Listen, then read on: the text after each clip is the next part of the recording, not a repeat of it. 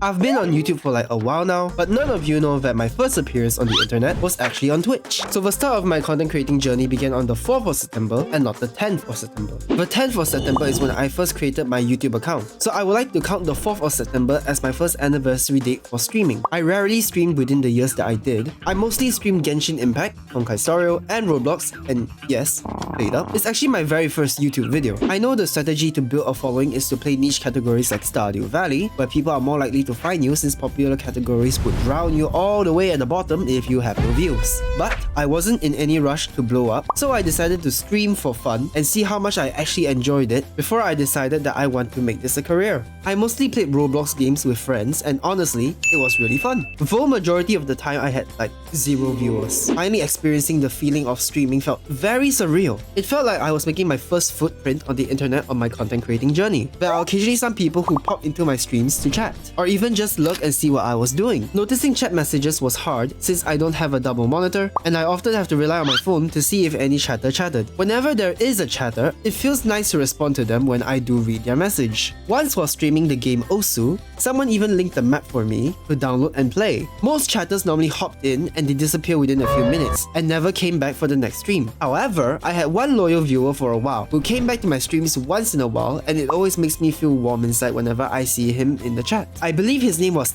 Captain Tomato or something. But yeah, he has no idea how much he really helped me to feel better while streaming and further confirming my resolve to be a content creator. Sadly, he too slowly faded from my streams after a while. It is what it is. It is what it is. My last memorable moment while streaming was that I actually got raided by somebody while playing Honkai Star Rail Penacony Story, when I was at the park with Nisha and Clocky. I remember that moment so clearly as I was shocked that somebody actually raided me. That day, I had the most amount of viewers watching me at the same time, that being a whopping total of 18.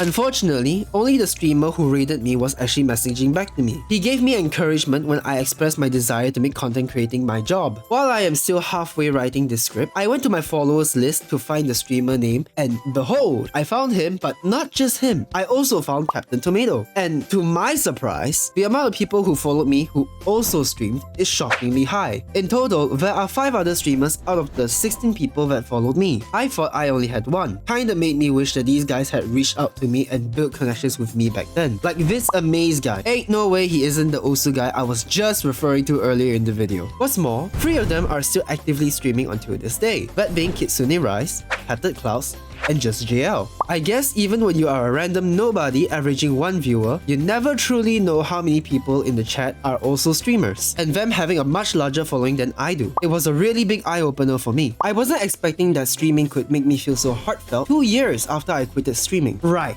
There are probably some of you who are curious why I quit streaming. I quit it because my house isn't quiet. As a content creator, I value my privacy above all else, and unfortunately, my family doesn't seem to respect my privacy, and sometimes come bursting down my door while streaming. I was so afraid that they would say my name and it would leak into the internet. It almost happened once with my grandma. Whilst playing a horror game, my grandma barged into my room and called out my brother's name. And right after that, a chatter replied with my brother's name with a question mark. Ever since that day, I reduced the amount of times I streamed. I knew that it was dangerous for me to stream whilst trying to remain anonymous in my current predicament, and sadly, I don't think I will be coming back to stream anytime soon, even after 2 years later. I know trying to remain anonymous in this day and age is very difficult, but I would like to try and maintain it for as long as I can, and if my face ever gets leaked for whatever reason, then I'll just start making IRL content with my face on it. Like, I'll literally just move on. But for now, please support me and my YouTube journey, and I promise I'll start streaming in about maybe 2 to 4 years. I would like to try to get my own residency before I get back to streaming. So please, if you would like me to return to streaming again, watching throughout all my videos, past and future, whilst leaving a like and comment would go a long way for me. With all the good of streaming, there will always come with the bad. And that's because of the amount of certain chatters that gets in the way of streaming. The first batch of viewers I want to address, if you can even call them that, are the bots. And I am not talking about the botting situations that popular streamers get. I am referring to the kind of bots you get when you are on the lower end of viewership. There are for some reason a lot of bot chatters promoting free views, and they will link a website at the end, and for some reason the links are all different. Like, how many companies out there are promoting free views? Aside from the bots, there are other accounts which I am assuming is a human promoting the same thing, but they are a lot more detailed and they are all promoting Streamrise. I checked the website and yeah, you are basically paying money for views. So this is where all the Hoyoverse people bought their accounts to win streaming challenges on Twitch. Aside from the promoters, we also have weird chatters that are a bit creepy. I don't have many screenshots of weird people because they are rare, and this guy is being all kinds of weird. He's calling me friend repeatedly and trying to reach out to me personally on Discord. The parasocialism is going through the roof right now. Last but not least, the Twitch bots.